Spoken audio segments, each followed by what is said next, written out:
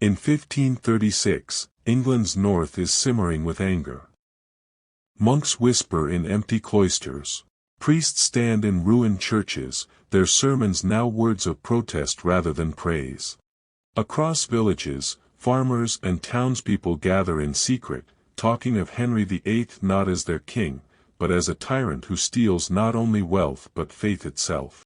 The trigger is the dissolution of the monasteries. One by one, Henry's officials arrive at abbeys and priories, demanding valuables, gold chalices, manuscripts, and relics. The monks obey, knowing resistance will mean death. But the people cannot accept it. Their churches, the heart of their communities, are being torn apart. It starts in Yorkshire. News spreads that abbots have been imprisoned, monks beaten, and holy shrines destroyed. Villagers flock to Robert Aske, a lawyer turned reluctant leader. Under his guidance, tens of thousands of men, women, and clergy form a procession. Children cling to their parents' hands, women cry prayers aloud, and men hold pitchforks and clubs. Aske calls it the pilgrimage of grace, a march to show loyalty to God and the old church, not to Henry. He promises discipline among his followers, no looting, no murder. The rebellion is organized, solemn, almost sacred. Towns along the route open their gates to the pilgrims, priests bless them in secret, and nobles pledge cautious support. The movement grows rapidly. By the time the march reaches York, tens of thousands have joined, swelling the ranks with farmers, artisans, and monks who refuse to abandon their faith. Robert Aske sends letters to the king, declaring their peaceful intentions.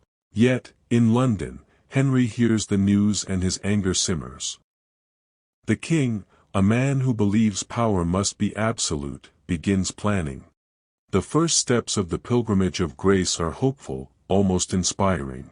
Ordinary men and women walk shoulder to shoulder with monks, chanting hymns and carrying symbols of their faith. Letters from London assure him that Henry VIII will meet with the leaders, listen to their grievances, and restore some of what was lost. For a moment, the rebellion feels like it might end without bloodshed. But Henry is already plotting. He views the rebellion not as a plea for justice, but as a dangerous challenge to his authority. In his mind, mercy is weakness. Behind the polished doors of his council chambers, he writes orders in cold, precise handwriting: arrest all leaders upon return. Show no leniency. Let them learn that defiance will be punished with death. As the pilgrims disperse toward their homes, they are unaware that the net is closing around them. Troops loyal to the king, organized in secret, march toward the villages where the rebels had rested and prayed. They strike suddenly. Farmers are dragged from their cottages, women clutching them in desperate pleas, while priests who had led hymns just days before are seized in chains. The cries echo through the streets as the soldiers move like shadows, swift and merciless. Robert Aske himself is not spared. He is lured to a meeting in York under the pretense of discussion and negotiation. As soon as he arrives, guards surround him, ropes binding his arms. He struggles, but he cannot fight hundreds of armed men alone. For the first time, the peaceful march feels like a trap. The man who had inspired tens of thousands is now a prisoner, walking silently through the same streets he had led in prayer just days before. Across Yorkshire and Lincolnshire, the king's forces sweep through the villages. Monks are torn from monasteries where they had prayed, abbots are dragged from abbey walls, and townspeople who had supported the pilgrims are beaten, humiliated, and locked in dungeons. The capture is methodical, merciless, and complete. Every village that raised a banner, every priest who dared to speak against the king, is touched by Henry's reach. By the time the king's troops finish their operation, the rebellion is broken. Thousands of loyal men and women are imprisoned, their hopes crushed. The pilgrimage of grace, which began as a sacred march for faith and justice, is reduced to scattered prisoners and terrified survivors. The message is clear: no one, no matter how devout, can oppose Henry VIII and live to tell the tale. The stage is set for the next, darker chapter, the punishment that will terrify England and make an example of the rebels. What comes next will be remembered not as justice, but as relentless, calculated brutality. The streets are filled with fear. Henry VIII's order is absolute: every monk, priest, and rebel caught must face death. Soldiers drag men from their homes and monasteries, their hands bound, faces pale with disbelief. Villagers gather at church gates, powerless, to watch the consequences of defiance. Ropes are thrown over beams, and men who once preached to their communities are lifted into the air. Their bodies sway above the crowds, exposed for all to see. Children hide behind their mothers, mothers clutch rosaries and pray aloud.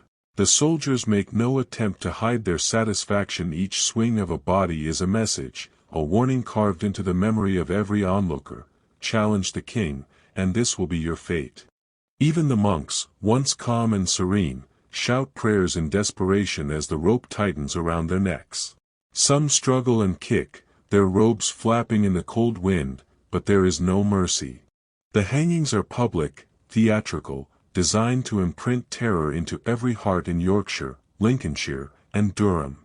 The punishment escalates. Leaders, abbots, and prominent priests are brought to town squares or abbey courtyards.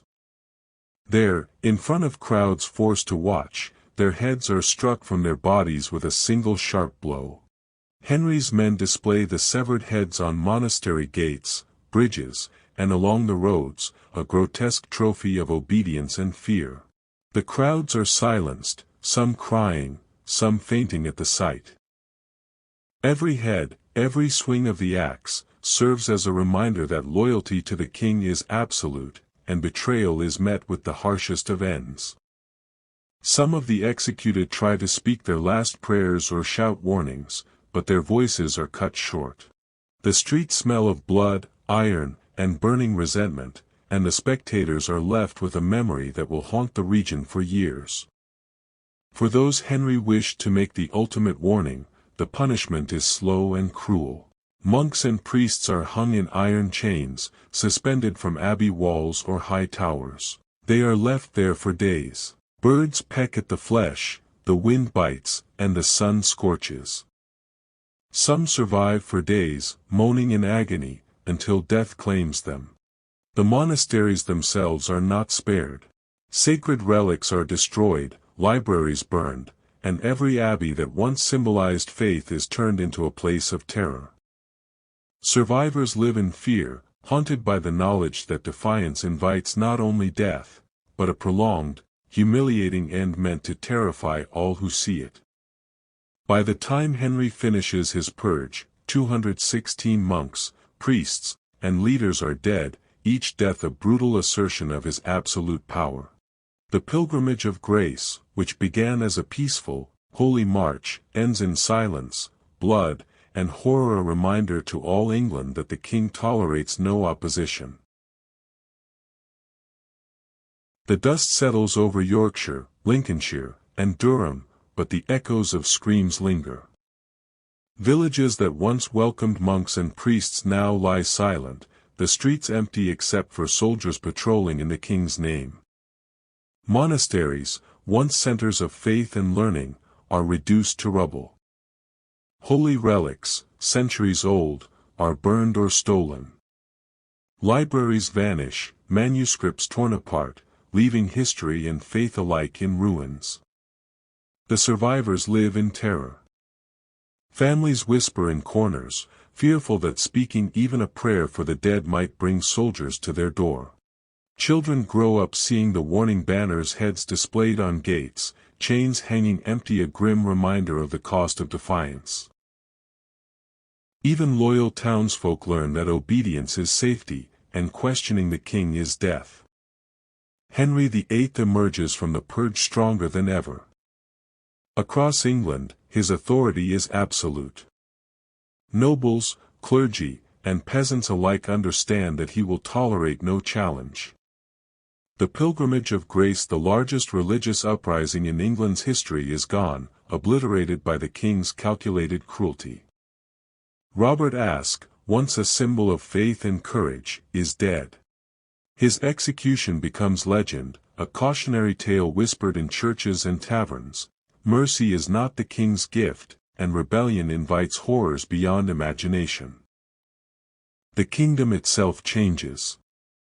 Monastic lands remain in Henry's hands, the church stripped of wealth and influence. Religious devotion continues, but now under the watchful eyes of a king who has proven that faith, rebellion, or loyalty alike must bow to his will. Centuries later, historians call the Pilgrimage of Grace a turning point, a rebellion crushed not just by force, but by terror, betrayal, and merciless punishment. England remembers the 216 monks and priests, their devotion and deaths a haunting testament to the extremes of power and the consequences of defiance.